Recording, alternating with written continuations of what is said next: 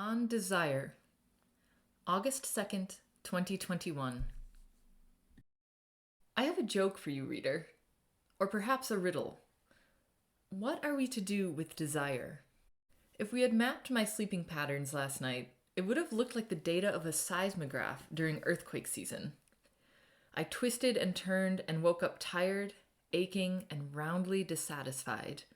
I am sick for the moment of camping in my own apartment. I have not taken the time to furnish it beyond the barest of necessities. I do not even know where I am supposed to take my garbage, so I have been furtively carrying bags out at dusk and leaving it in bins I find on my walks. This morning, preferring the cover of early morning in a town that is invariably slow to awaken, I snuck down a lane where I had seen a bin the night before and dropped in the bag with a sense of guilt. I then proceeded, before even boiling water for tea, to wash my laundry by hand, as it had been sitting in a pile by the sink all of yesterday in mute reproach. I feel strange and out of sorts, as though the things that have been sustaining me are no longer enough. I am restless and dissatisfied. I have been drawn to my desk like it offers fire to chilled bones. I am tired of my spiritual practices, tired of all of the stories of light beings and divinity, tired of the chirping and unfailingly cheerful family of crystals that I had reunited the day I went to the Fontaine. I am tired of the endless rituals and the deep, poignant meaning of it all. I am also tired of the damp and cold, which has been persisting for the previous 3 days. I look around me at this perfect, beautiful storybook place, the movie-like life I am living, and as I submerge my delicates into a basin, I wonder what the hell I am doing here, so far from home. And then I remember that I don't actually know where home is. This morning I drew from my shelf a book I had carried all over the world with me. I flipped it open casually to a page, and there, in black and white, stripped of all flowery, spiritual sprinkles and prevarication, was the message I needed. It was like a brisk squeeze of lemon after too much sweetness, a dash of cold water in a hot shower, an ice bath after the sauna, a good, hard sprint after days of languishing. The message helped me to consider my desires. It helped me, in fact, consider the frequency of desire itself, that pure, implacable, and directionless drive that exists as limitless power and life force at the core of our being. I think that the wisest among us understand that desire is the natural emanation of a life slowed, stretched, and bound into linear time. The part of us that exists beyond linear time, the truest aspect of self, knows no desire because it is all things already. In that space of omnipresence, where all of time exists at once, there is no difference between having and being. Therefore, that highest aspect of self, as it is all things, automatically has all things. It needs nothing and is eternally content. Desire itself implies separation, and separation can only occur within linear time. Yet there is another aspect of desire, and our human existence, that adds depth and poignancy to our presence here on Earth. Namely that we, that is, humans, are the sole instruments of evolution. A presence that has no desire likewise has no need, no impetus, nor power to evolve. Through our conscious awareness and our conscious harnessing of the wild, galloping stampede of our desire, humans act as instruments of conscious expansion in the universe. This means that the most holy, most courageous, and most fulfilling choice we can make is to turn toward our desires, find the deep kernel of purity that rests at the core of them, cultivate the strength to command them instead of letting them command us, and offer ourselves as channels for the desires to live and express through. This takes a combination of will, mastery, devotion, and surrender as we learn to love our desires, work with them, and allow them to lead us. In choosing this, we create expansion for the entire universe. I know, truly I do, that all of this is meaningless. The chattering crystals, the amniotic womb water from the Fontaine des Salés, the Basilica of Mary Magdalene, the books I'm writing, the prophecies, the angels who come to visit, the creation stories, the anointing oils, the dream lessons, the money in my bank account, the need for a washing machine. It is all the creation spun from nothingness. I know, truly I do, that the game of fulfilling my desires is simply that, a game, and it has no end. From this vantage point, nothing actually matters. And from that vantage point, it becomes clear that indeed everything matters. Life, I've discovered, will mutely refuse to provide inherent meaning. These crystals are simply crystals. The desk is a desk. This bowl, this spoon, is a simple bowl and spoon. For my life to have meaning, I must create it. I know that the energy of all of my desires originates from the same force. That force is the pure power of creation, and it simply expresses itself differently depending on the makeup of each human being.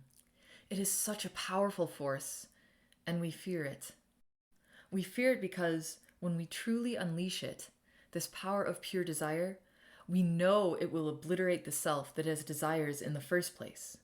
We know that this power lives underneath our petty addictions and distractions, and when it is allowed to flood into our lives, it will sweep away all we have clung to out of need.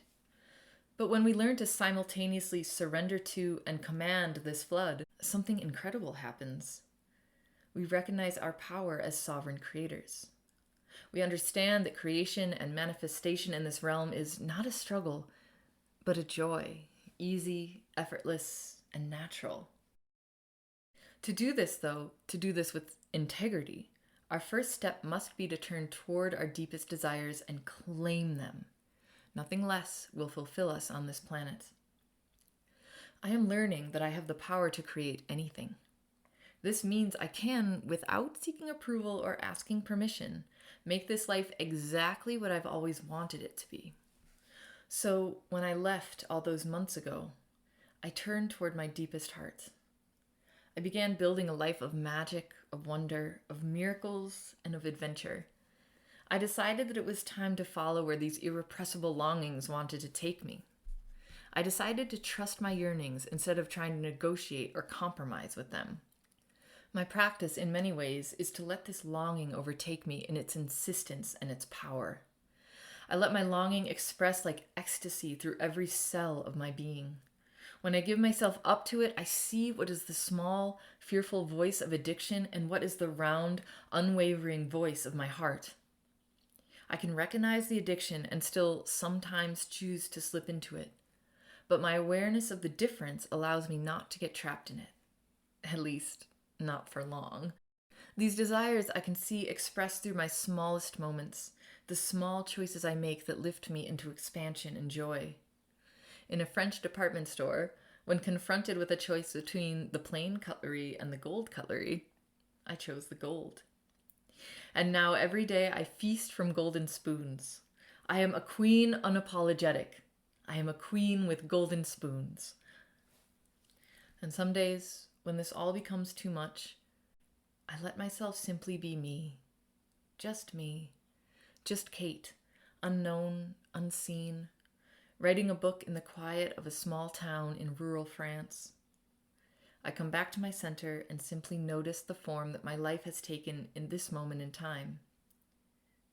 I am cared for now, in the moment, and I let myself trust in what is to come.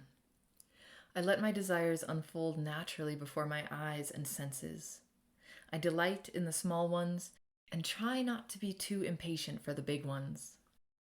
And when I succeed, or when I don't, I am still here, still me, still breathing the scents of lavender and lemongrass and summer rain. So I let myself desire the clothes washer, the unicorn, and the true love who will sweep me off my feet.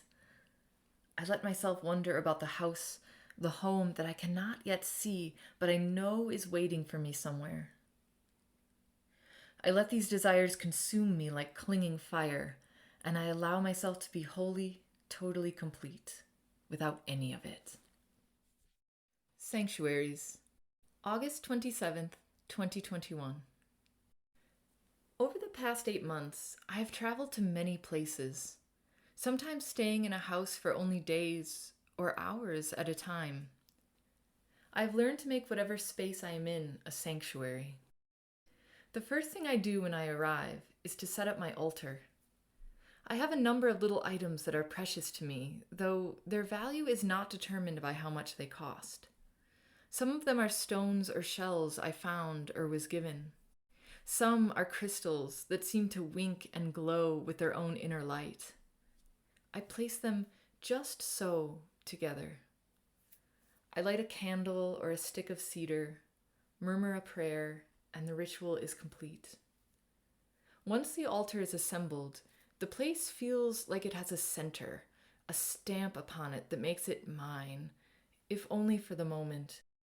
My most cherished item on the altar is a beaded necklace that was given to me by a shaman, a teacher I worked with. One day he held it out to me and said, "This one is for you." I took it in my hands, not fully understanding. It was not something I would have chosen for myself.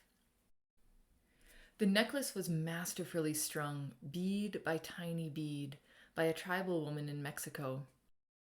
It consists impossibly of a single string woven and curled back onto itself, finally bursting open into a three-dimensional flower that rests just over my heart. The necklace looks delicate, but it is tough and durable. It is eye-catching, but elegant. Its energy and vitality dwarfs any other adornment. It demands to be the centerpiece of any ensemble, and yet it enhances anything it is worn with. It looks like it should be heavy, but it rests lightly and balanced around my neck. The bright but harmoniously strung beads depend into a six-petaled flower, and the colors blend together in a perfect symphony of blue and green and pink. It is like the sunrise and the ocean and the spring all at once. It is unmistakably the work of a master. Each tiny bead is placed so perfectly, so precisely. I have looked and looked and looked at this necklace, and I haven't found one bead out of place, not even the ones that are hidden. I marvel at this necklace each time I see it. This necklace, when I place it on my altar, reminds me that I am both the weaver and the necklace all at once, with my life the masterpiece that emerges from this union. Each moment loved and cared for becomes a tiny bead strung into the weaving of me. Bead by tiny bead, the treasure of my life is formed. What form will it take? Sometimes, in the stringing, in the moment-to-moment presence, I cannot see the larger picture. Then, as in the moment I accepted the necklace from his hands, I do not understand, but I trust that, somehow, it is perfect. This trust is what helps me form a sanctuary of my life. From the chaos of scattered beads, I choose carefully each one. I hold, somewhere in my being, the higher plan of this creation. I adhere to it faithfully. As I slow down and tend to each tiny bead, trusting that the larger picture will form around me, I begin to appreciate the beauty of each moment. The blooming rose tree across the street that scatters petals in the breeze like silken rain. The peals of bells that cascade suddenly over the countryside, bursting from the uppermost tower of the basilica, bathing the landscape in sound. Climbing the hill behind my town and watching the pearl light of sunset bathing the clouds. These evenings I cross the river and walk up, up, up, flanked on both sides by fields gilded by the setting sun. Sometimes I whisper to myself the name of the town in which I now live. Aquen. I love the way the word dips subtly, the S and the I so faint you could miss them. They flow perfectly into the larger dominating syllables, like grace notes in a song. Every evening the clouds are different. Every evening crafted just for me. What are these days, strung like gleaming beads in the masterwork of my life? What is this time of sun-warmed days and velvety evenings? These days of picking blackberries and dancing in sinuous, free-flowing movements on the bank of the river? What is this time, this summer of writing? of inwardness. These days, I am learning the difference between solitude and isolation. I am learning to shape my whole life into a sanctuary that I can live within. I find myself here, within the gentle, protective hands of Mary Magdalene, who holds me in this awakening. As I breathe the scent of blackberries and roses and sun-warmed grass, as I swing my hat and feel the firm earth beneath me, as I sip chocolate and watch the roses, and as I place with care this beaded masterpiece over the altar of my heart, Mary Magdalene shows me that my whole life is sacred, full only of precious, of unspeakably precious things. A River of Stillness, August 30th, 2021.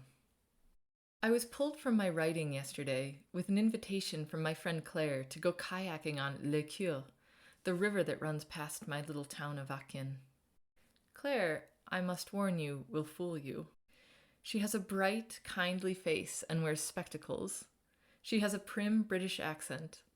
Her brown hair is streaked with grey, and in her dress, she tends to choose comfort over fashion. She is the kind of person that, when your eyes are trained only on the world of form, you may overlook. But if you look through the inner eye, responding to energy and the light of her, you'll see a completely different person. You would see a striding warrior and fairy maiden all in one. You would train in on her power and strength and playfulness and wisdom. To this highly compelling woman, of course, I said yes. But I will admit, I said yes to this kayaking trip the way one might say yes to a new and slightly unappetizing looking food. We are approaching fall now. The air carries a note of crispness, and the harvest fields are bursting with bounty.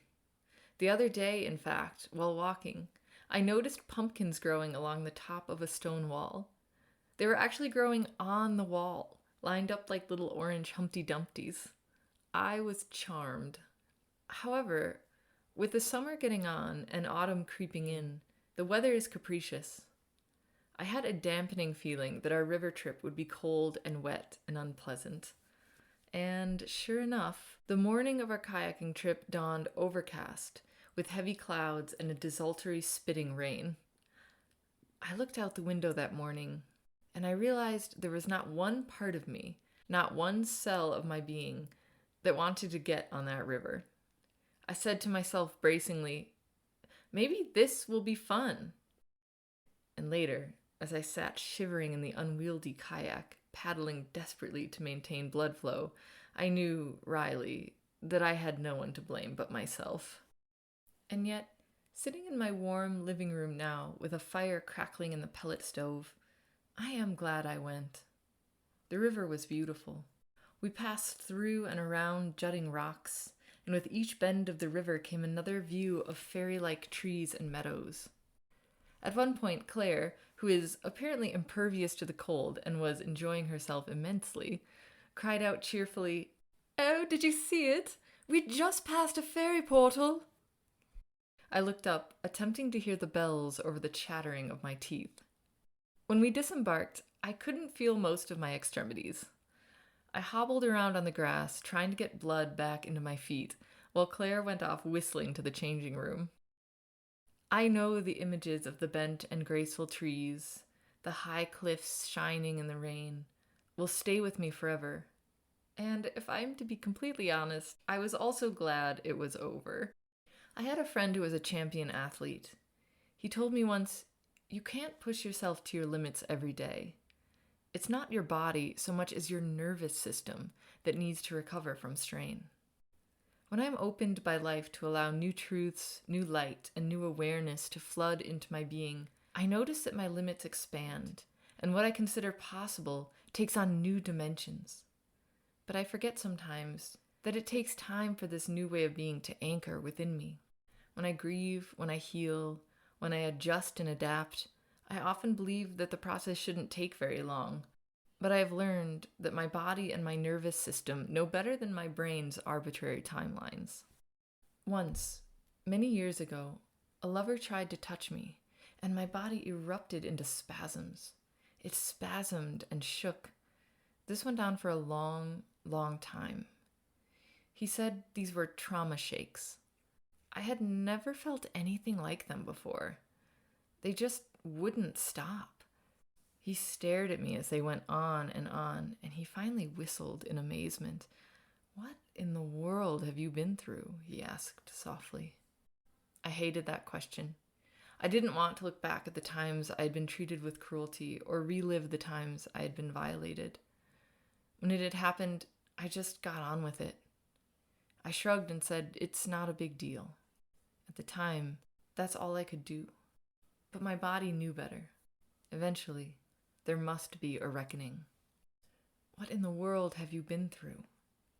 I am learning to ask this question of myself now without judgment or bitterness, but with compassion. In this way, the question becomes an invitation, not to victimhood, but to simply provide the nurturing that my body is asking for.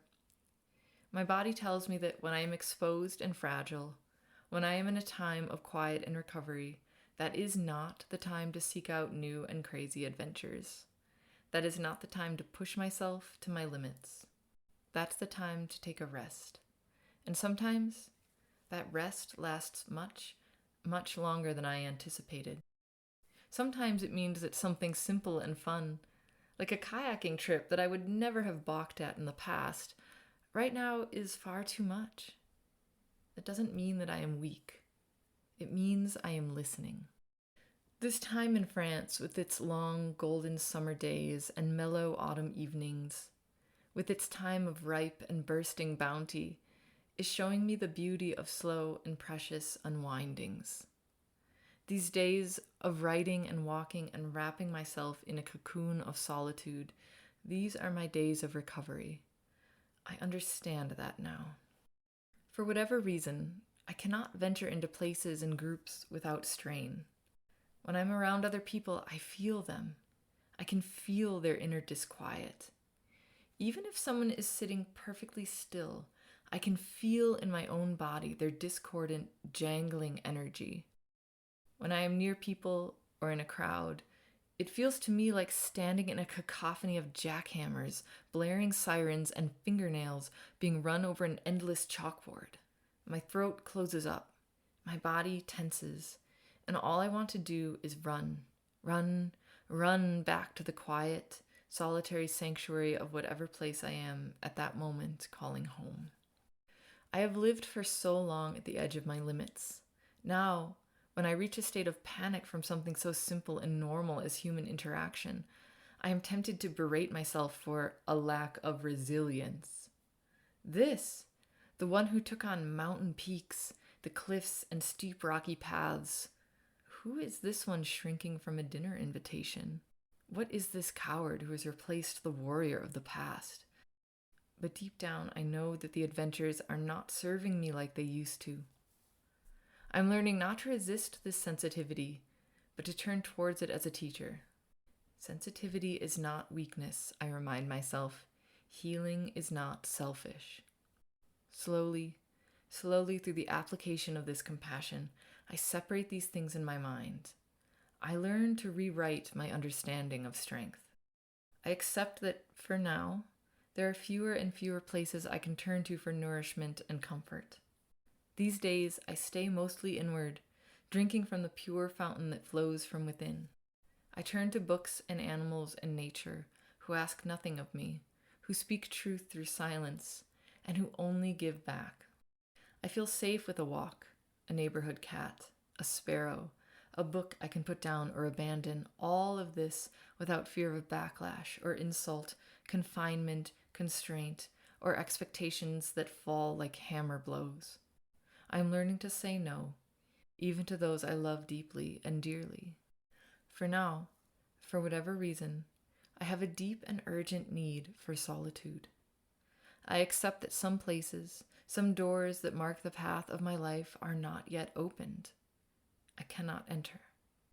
So I wait and breathe within what is open, what is alive, and I do not force that which cannot sustain me. Suddenly now, I am not pounding at the door of my destiny, but sitting quietly while the door opens at its own pace, in its own time. I no longer tilt headlong at the perceived boundaries of my life, but learn to live within them. This is not weak, nor is it giving up. It is surrender to a larger power that understands far better than I the swirling magnitude of the forces that surround me. I embrace this part that holds in perfect harmony the many, many pieces of prophecy that are coming together to form the path of my life. As I sit and welcome this time of stillness and unknowing, I learn patience. I learn that patience is not the energy of waiting, as I always thought, but the contentment that comes with accepting with joy and wonder that which is brought to me. I learn that when I cease to resist my perceived limitations, I discover boundlessness, the limitless expanse of my stillness, the joyful reception of my life. I do not renounce my heart's deepest longings any more than I turn away from the door that, for now, is closed to me. Instead, I explore the garden in which I find myself. I see which deepest longings are being fulfilled now. I am not shut out from my future, but held in a beautiful space, the place of rest before stepping over a new threshold. The river, then, the shivering cold of the water and the frantic plunging of paddles, the movement of body that was never initiated by breath, is over for me now. I lay to rest with a final whisper of thanks, the need to dive headlong into my life, to prove to some unseen force my courage, my willingness, my resilience. I rest now in the warmth of the fire in my own snug and untouchable cave, and I give thanks for the sanctuary that has formed around me. I wait in the quiet of contentment for my own breath to spill over with opening, to initiate my next movement into the unknown. Many Bodies, July 28th, 2021. I have learned that our physical bodies, whether we like it or not, are permeable to energies, influences, and even beings from other dimensions. This is because while our bodies seem to exist in isolation as a finite entity, they are actually a finely tuned instrument that exists simultaneously on and within every dimension.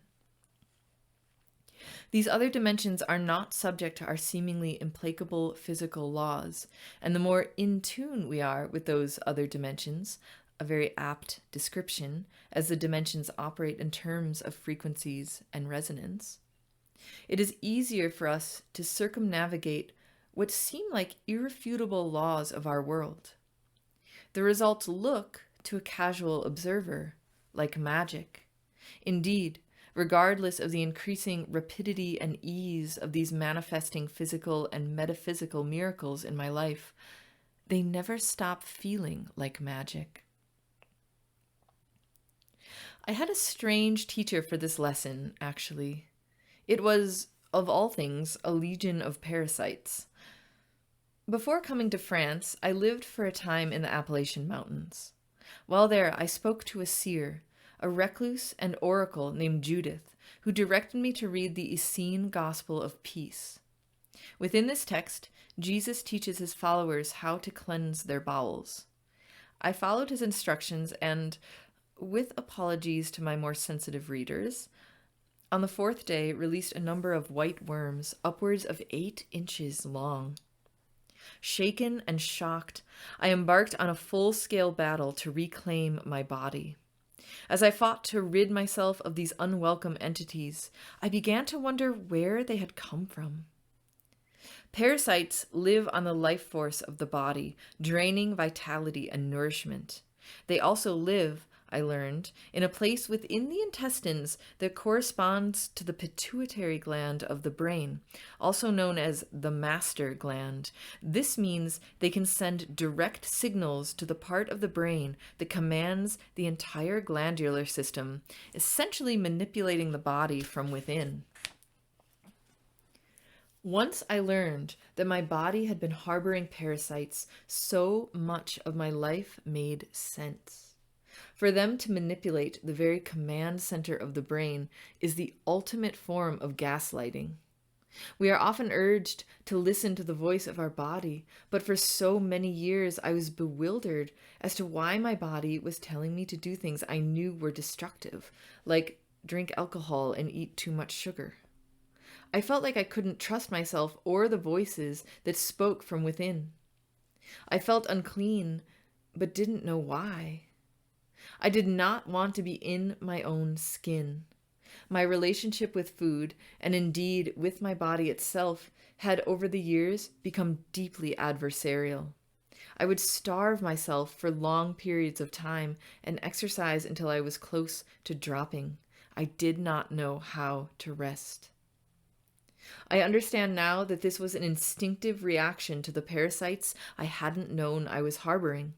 In fact, there were adversaries, and they operated from within the body itself. I know now why I was wary of eating anything. A part of me understood that each time I did, I was only feeding the voracious perpetrators of my own illness. When I rested, it was they who gained strength. When I ate, it was they who were nourished and fed. Through my battle with parasites, I learned how we are so much more than just a physical body. We have subtle bodies, emotional, mental, spiritual, and I discovered on a visceral level that each of these bodies exists as a perfect mirror of all the others. As I engaged in conscious battle with the unholy entities within me, I finally understood that if I had parasites in my physical body, I must also have them in these other bodies. I began to think about this. An emotional parasite could be shame or guilt. A mental parasite could be self-doubt. A spiritual parasite could be a contract or connection to other souls that are harmful to me. These soul contracts, I understood, showed up consistently in my life as toxic, cruel, or exploitative relationships. These especially took the form of intimate relationships. Like a parasite, the other person would take and take. I never felt like I could ever give enough for them to truly feel loved. I would give all I had, and still it wasn't enough. With many of these people, I became small, undernourished, and contracted. I was enthralled to these relationships. I felt I would die if I left them. In truth, it was they who would die if I left. They had not yet discovered their own divinity, their own life force, and they depended on my strength and my love for survival. This is why they clung so tightly, guarded me so jealously. I was their food, their fire, their light. I could not become too strong, or I would leave them, and yet I could not be wholly broken, or I would be of no use to them. I understood finally why I had to be small and frozen and yet alive. At that point, the battle against these parasites had morphed for me into a shamanic battle for my very soul. I realized that to truly rid myself of parasites, I would need to address every one of my bodies, not just my physical body.